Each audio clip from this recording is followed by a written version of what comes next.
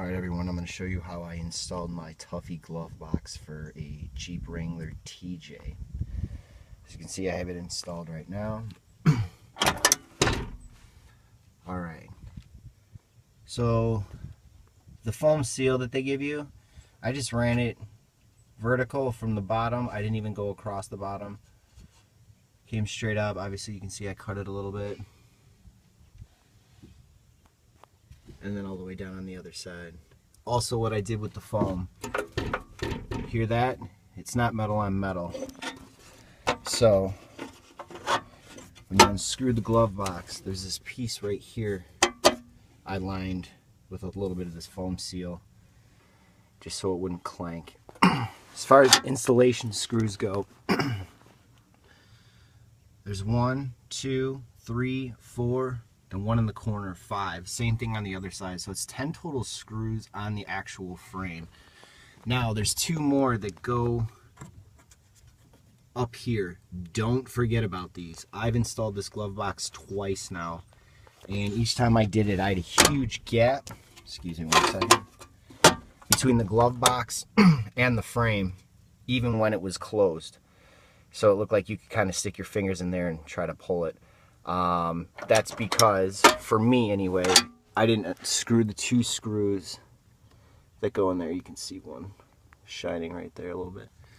So, and what it actually does is it pulls this latch back into the glove box frame a little bit, and it provides a tighter fit and seal when the drawer connects with the actual frame. So don't forget, there's going to be 10 screws on the frame and 2 more on top, 12 total.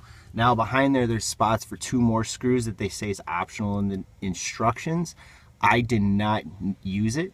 And again, it just kind of reinforces pulling this back into the glove box a little bit more. I heard every glove box is a little bit different, just in terms of, you know, how flush it fits with the frame, I guess you could say. So here's how I installed these actual screws. I used a drill bit. I'll show you the side. Boom. So the drill bit gets 1, 2, 3 right here on the side, and then in the corners. So that's 4 that I use for a standard drill. Now the 2 on the bottom get a little interesting. What I did was I took a ratchet. What size is this? 3/8. I'm sure you could use a different size. And I put the actual drill bit that I used in the ratchet. And then what I did is I put it in there like that. It's actually a really tight fit, but it works. Now, what I did for the 2 top ones, and it's going to be a little different when you put it in because that silver latch isn't going to be installed just yet. It's one of the last things that you do. So I'm just going to show you how I did it on the right side. See where that hole is? There's the same hole on the left side. You just can't see it because of the silver latch. But when you install this, you do it first. So what I did was I took my extension for the drill, put it in the 3/8 drill bit, or I'm sorry, ratchet. So I did it like that. And then what it does is it goes right in this hole up into the screw. And then you can, you know, do what you need to do, screw it. And then same thing on the other side. Like I said, you just can't see it because the silver latch is going in. But that is how I installed my Tuffy glove box. That's how it closes.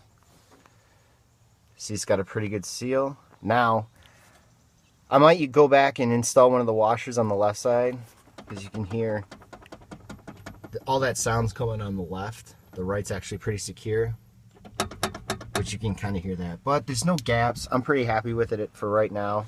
I mean, no one's going to get into this thing without a whole lot of time. But yeah, Tuffy glove box installed. Obviously the drawer doesn't fall down this much. I just didn't reinstall that piece yet to catch. The actual drawer though is surprisingly small. All I can fit into it, I'll show you really quick. It's my Jeep owner's manual.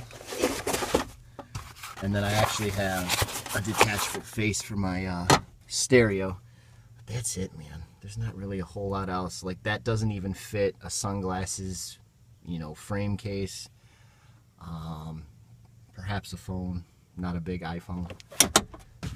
But there it is. Jeep Wrangler Tuffy.